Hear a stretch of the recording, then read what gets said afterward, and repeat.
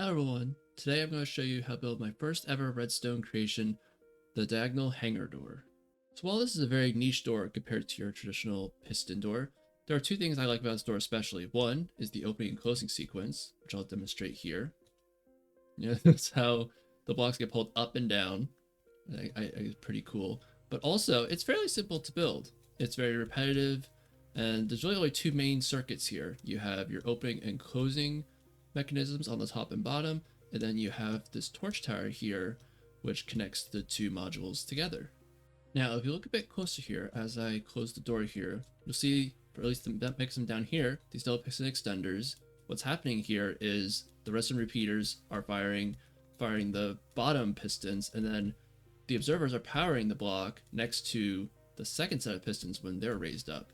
And that's what's going to either push up or pull down these bottom row blocks here. And up here, it's slightly different. What we're doing is we're sending a signal to these regular pistons here. And what they're doing is sending an update to the observers.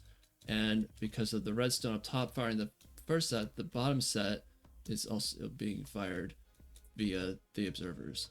And now I'm going to show you all how to build this door. So down here I have that it's 9 long, 14 tall, and 5 wide for the area to build. You'll notice I put the redstone torch here. That's to show that I'll be building the door from left to right. So that torch tower is going to be on the left side here. And then here are the materials to make this door. Notice that the honey blocks you could also switch out for slime blocks. And the andesite blocks here represent not only the blocks to put the redstone on, but also the blocks that are used inside the door. All right, so we're going to start with building the bottom mechanism first. Notice how I've gone 2 blocks to the right from where the torch tower is going to be to start building. And then I'm going to go 1, 2, 3 pairs of blocks here. And we're going to do 1, 2, 3 here. We're going to do boop, boop, boop, boop, boop, boop, boop. You're going to place in your repeaters like so. I'm going to mix one more of that. You got that. Then what you're going to do is you want to put sticky pistons facing upwards like this. So there's 8 total here. 8. A little tricky to do. And then we're going to place observers on top of these repeaters. Now, before we move on to the next step, it's important to note here that I've changed each of these repeaters to 4 ticks. So make sure you do that. And now we're going to put in the door blocks for the bottom half. So what you'll do here is you're going to put obsidian blocks, 2 tall on each of these observers. And then we're going to go around here as well. We're going to do another 2 on each side here as well. I'll just go over like this and then break these guys. And then we're going to do, make sure you do the honey or slime first. You can do 1, 2, 3, 4. And then your building block of choice, 1, 2, 3, 4. And then we can even test this right away. So if we forgot to pull the Red Bull out here, do that. And put a button here. Now you attach the red. Make sure the torch is off first before you attach the rest of this here. You can press this button here, and the 2 sets of blocks go up. This button here, and they go back down. So what I think would be the best way to start this next part, the upper half of the door, is we're going to put the door blocks in first. So 1, 2, 3, 4, and then you're going to put your building block of choice with the honey there. Break these temporary blocks, and then we're just going to add in the other 3 parts here, and 3 more honey or slime. Then we'll do is we'll add in the obsidian or other movable object of your choice, going around here.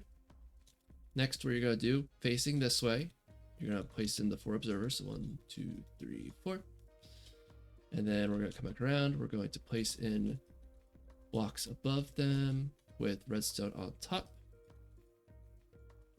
And then you're going to come down under here, and you're going to place in your regular pistons. So 4 of those. And then we're going to do, it's a little tricky, you're going to place in your 8 sticky pistons coming out of here. You're going to come up here and then add in some more redstone dust on top of the regular pistons. And then you have your second half. And now for the final part, we'll put in the torch tower. So all we have to do here is you're gonna go block, torch,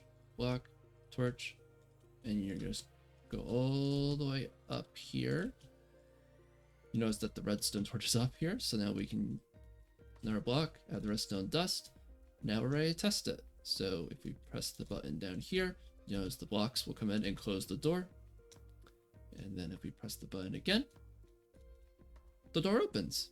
And the last thing I want to note here is you can obviously change the input into the door.